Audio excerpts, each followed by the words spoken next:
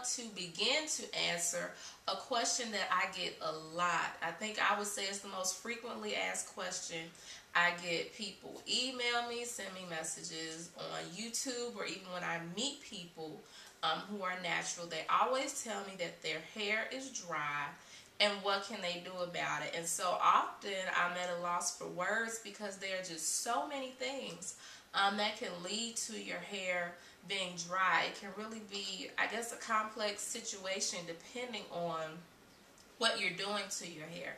So I plan to do more than one video on this subject, and maybe by me discussing it and sharing mistakes that I've made and that I know other people have made, you might be able to figure out what exactly is going on with your hair and correct it. That is one of the biggest mistakes I made as a natural. I thought my hair was like hard and coarse and like a Brillo pad until I found the right shampoo. I used to use the old Creme of Nature formula before they changed it when I was relaxed. And for some reason, when I stopped relaxing, I thought I had to find a new shampoo. I don't know why I did that. And I just had disaster after disaster. My hair would feel matted and dry, and it turned out that it was a lot of the drying sulfates and things in those shampoos were just not agreeing with my hair. When I went back to the Creme of Nature, my hair was soft and more manageable. Now, they don't make that shampoo anymore, but I find myself using Giovanni products a lot. The Smoothest Silk is pretty good. I also like the Tea Tree shampoo.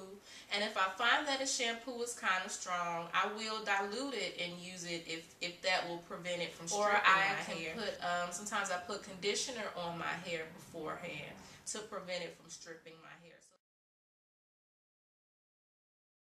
if a product isn't working, putting more of it on over and over and over and over again is not going to make your hair more moisturized. You probably need to find a new moisturizer. So I find that sometimes people think that just because they found a heavier moisturizer or something that's creamier, or they're putting it on 3 times a day, that their hair should be moisturized. Well, piling product on top of product is probably just smothering your hair, and it'll end up feeling even drier, if anything.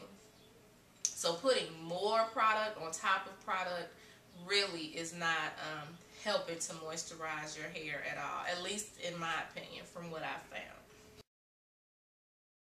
Biggest issues that I see in terms of lack of moisture in the hair is really just using crappy products, for lack of a better word. I've heard some people say products don't make that big a difference. It's really all about your technique in terms of growing your hair. But I don't know that I find it to be true. Product can make a difference. Now, the product doesn't necessarily have to be expensive. I will say that to be a good product. Just because something is expensive doesn't mean it works better. But there are some bad products out there with some bad ingredients that can leave your hair feeling absolutely horrible. Ingredients that I look for and try to stay away from in products to properly moisturize my hair. The first thing I look for actually is water, or either aloe, some type of moisturizing agent high up on the ingredient list. If the first ingredient is like a butter or an oil, that product might be good for sealing in moisture, but typically, at least on my hair, I find that it is not moisturizing. Just because a product is creamy and heavy doesn't mean it's necessarily going to be a better moisturizer. Another thing I look for is a good quality oil. My hair likes moisturizers that have some type of oil in it, and I find that on most black hair, some type of oil in the moisturizer is important. Now, I'm not anti-mineral oil, but if that is like the first or second ingredient on the product list, usually it does not make a good moisturizer for me in my hair, which I have learned the hard way. My hair will feel good at first, but eventually it will start to dry out. Some ingredients I tend to stay away from if they're high on the list. Silicones. Silicones, I do use them. I use them in heat protectants because I think that's an appropriate time to use a silicone. I don't mind it if it's low on the list for a something that's designed to detangle or a conditioner. But silicone is not something that I personally like to have in a daily moisturizer. I find that it builds up on the hair and leaves it feeling dry after a while. You know, it'll make your hair feel good at first because it'll, you know, make the hair kind of slick and smooth the cuticle down. But next thing you know, the hair is dry and just doesn't feel good.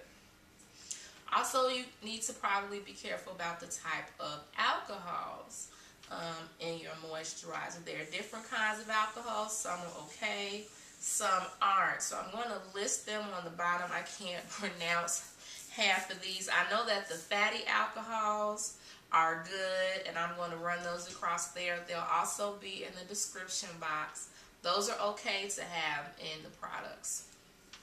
Whereas I think they're called short chain alcohols. I think I'm saying that correctly. Those tend to be bad.